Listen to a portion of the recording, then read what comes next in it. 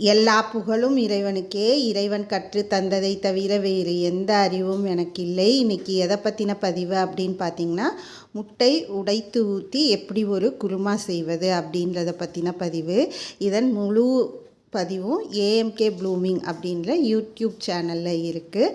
அதை பார்த்து நீங்களும் செய்து சுவைத்து மகிழுங்கள்.